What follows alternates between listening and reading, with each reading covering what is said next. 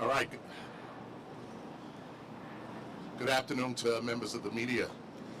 Just in regards to Labor Day weekend, the Labor Day holiday weekend is one of the most festive times of the year in New York City. Both the Juve Festival and the West Indian American Day Parade celebrate rich cultural heritage, and it showcases our city's vibrant diversity. And it's the NYPD's job to keep everyone safe so they can enjoy these magnificent events. And as we do each year, we'll have a strong police presence at events all throughout the weekend. Our uniformed officers will be on foot posts on patrol. Our community affairs officers will be out engaging the public, and we will be working day and night to protect residents and partygoers alike. There will be plenty of safety measures that people will see, and there will be plenty of measures that you will not see. We will be using some of our technology to enhance our security plan, including the use of our drones. As a matter of fact, it was last year at this parade where we displayed our drones, and we were able to mitigate a very tough situation on the Parkway where we needed to be able to see how big the crowd was, and through the use of the drones we were able to send proper resources to take care of the situation. Our drones allow us to respond quickly, and they'll give us a bird's eye view of whatever may be going on. And as always, we'll rely on our partnerships in both the public and the private sector. We are proud to closely work with the West Indian American Day Carnival Association, with Juve City International, and with our valued members in the Mayor's office and at City Hall. And of course, the invaluable efforts of our crisis management system, Pastor Gil Monroe's God Squad, and many other CMS organizations that do incredible work around this city. Our elected officials here in Brooklyn and all across the city. And with everyone else, our communities, our party goers, who work hard every year to make sure that these celebrations go off in a safe manner. We will be looking forward to a fun weekend, and we want everyone to enjoy themselves. So I encourage everyone to come out and celebrate with your fellow New Yorkers, and be sure to do it safely and responsibly. We accomplish public safety best when we do it together. Cops and community working as one to ensure safety. And together we're going to have a great festival this weekend. So now to provide some additional details about our security plan, I'm going to turn it over to the two chiefs of Brooklyn, Chief Charlie McAvoy of Brooklyn South, and Chief Scott Henderson of Brooklyn North. Chief McAvoy? Yes, sir. Thank you, Chief Madry, and good afternoon all. We at the NYPD and Patrol Borough Brooklyn South in particular have a three-part comprehensive security plan. The first part of it is the Enhanced Patrol Coverage Plan. The second part of it is the Juve Plan. And the third part, of course, is Monday morning, the West Indian Day Plan. I want to thank our CMS providers, as Chief Madry already had mentioned. Pastor Gil Monroe's here from the 6-7 Clergy Council. Roughly, there's going to be, as similar to last year, 9 different CMS organizations that are going to work with us seamlessly and give us extra coverage, and we had tremendous success last year working with them. We also are going to be working again with our interagency partners, Department of Buildings, Department of DEP, Fire Department, Department of Corrections, and Department of Transportation. In case we come across any illegal parties, illegal social clubs, they greatly assist us in abetting them. We also have a very robust community response team, public safety team, and neighborhood safety team plan, which commenced last Thursday, August 22nd. So far, we've had tremendous success. They are deployed strategically throughout the precincts, the 6-7, 7-0, 7-1 precincts. We have a tremendous amount of equipment for this whole Labor Day weekend. There are, when you have the Juve Parade, which goes 1.6 miles, there are 13 entry points. To gain access into one of those entry points, you must be wanded. We have 300 wands, so anybody enter the entry points will be wanded. We also have an additional 260 light towers strategically deployed, whether it's on Eastern Parkway or throughout the precincts, the 67, 70, and the 71 precinct. We have 6 sand trucks to assist us as well. There are 6 drone teams working. 6 are going to be working during the Juve Parade. 6 are going to be working during the West Indian Day Parade. There's also the 6-7 drone first responders that we have accessible at all times.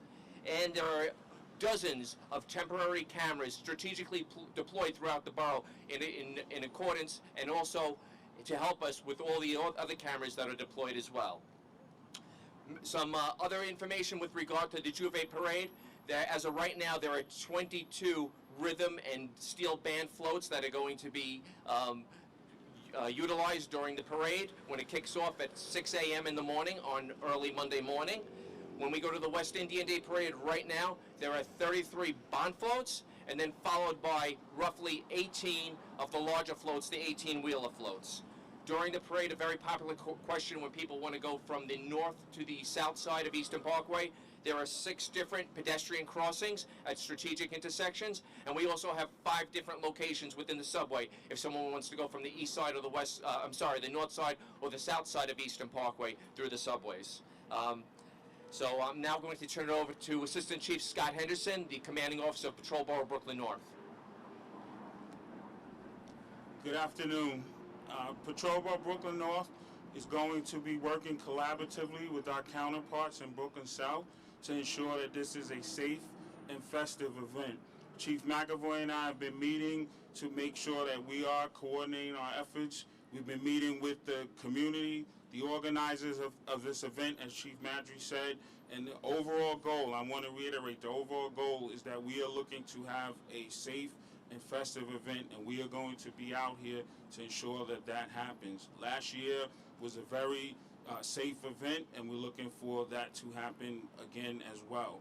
We're also, and it's key that we are going to be on the ground, myself, Chief McAvoy, with our community partners, Pastor Monroe's, the God Squad, 7-7 Clergy Council, our Cure Violence people, and we're going to use them in the forefront to kind of mitigate any issues before we have to take any action. We're going to use our community partners to make sure that any issues that arise are handled appropriately before we have to take any action.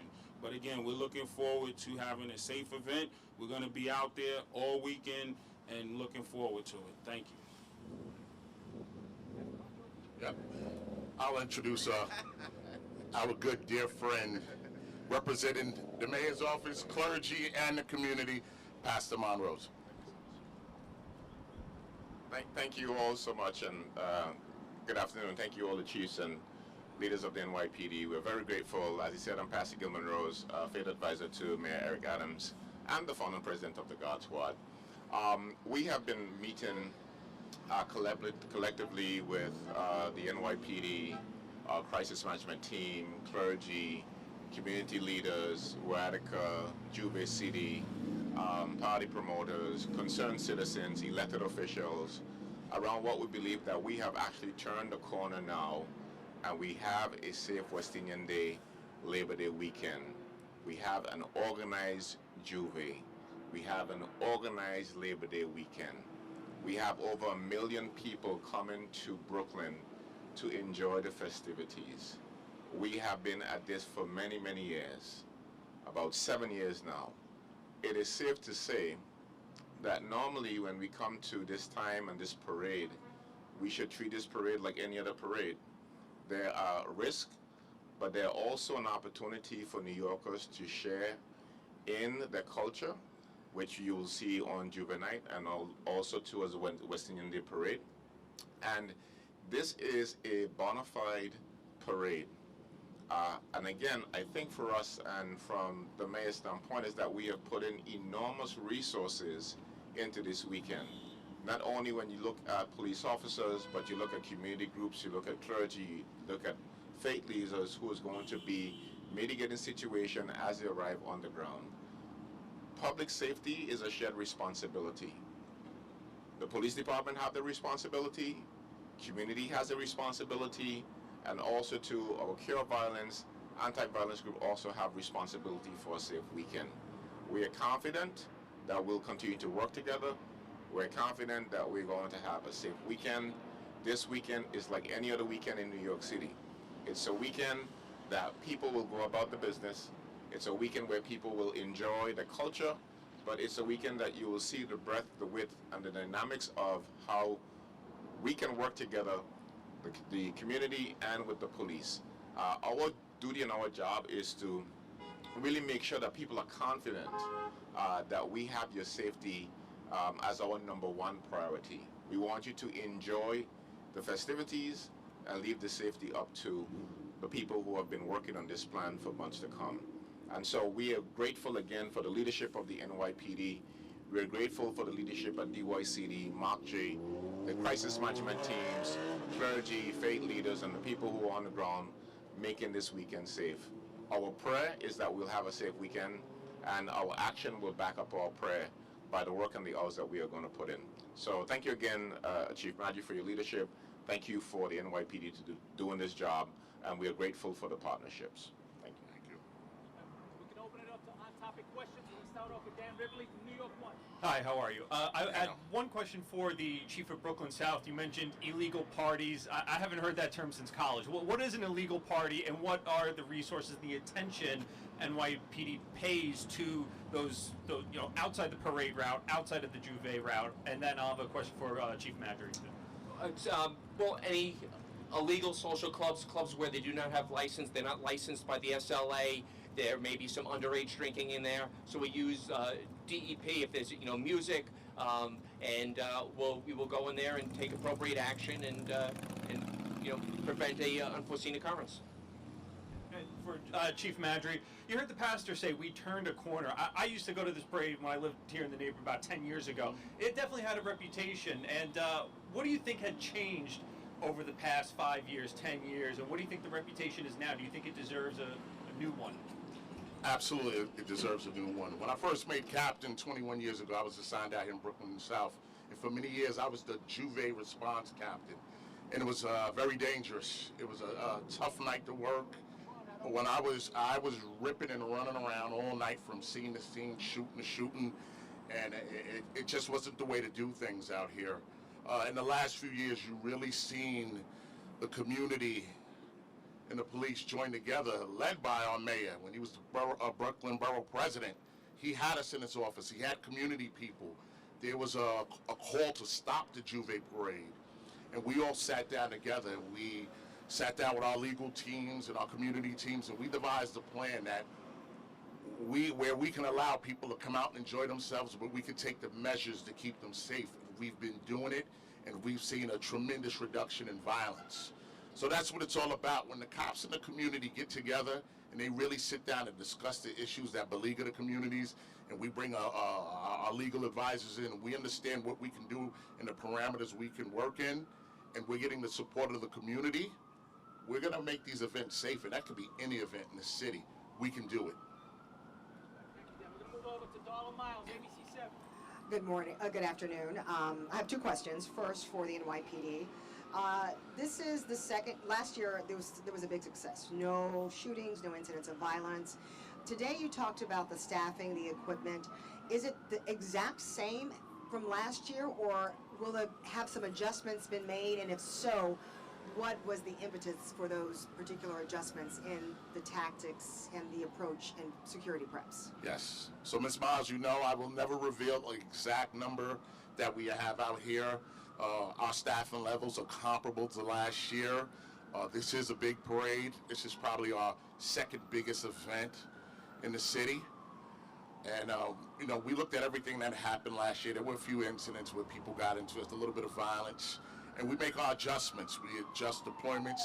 We try to understand if what happened last year may play a role this year. We look at current trends that are occurring in the commands that the parade and Juve take place in, and we make the adjustments accordingly. Listen, you have two of the most phenomenal chiefs in this department leading Brooklyn North and Brooklyn South. They started planning last year Tuesday, the day after Labor Day. They've been planning for a year. They know what's going on, and they know how to put the police officers and bring the community out to help make this event a safe one. Second question, thank you, just for Pastor. So you talked about turning a corner, and there clearly has been a rebranding of the parade. And first of all, we want to know if it's still called the West Indian Day Parade or the West Indian Day Parade Carnival. We want to make sure that we're calling it the right term. But also, this is like 9 years since the shooting death of Carrie Gabay. And with this parade being so old, to have decades, since what, the 1930s in New York City, it's great and amazing to see this level of coordination now with the NYPD. In your assessment of how to address security moving forward, did you come to any conclusions as to why city resources to this magnitude were not deployed prior to all of those high-profile violent incidents that led to the negative reputation of the parade? Right. So I think you know, everyone have to evolve, and we have evolved as a city. As the chief said, he's correct that there was some calls to cancel a Juve. As a matter of fact, those calls was also made to myself. That's why I got involved in creating and making sure that our culture can remain. We have changed as a city, right? We have learned from the past. The NYPD have shifted in terms of their idea as to what security means. Security for us means that the people who have greatest investment in Juve and in the West Indian Day Parade should be involved in the security and the safety of it. You're talking about vendors. The city and businesses are doing great business this weekend. This is not just about the parade. This is about mom and pop shop selling a good Caribbean food. We're talking about costumes being made. We're talking about people who are selling flags. So many flags are being sold.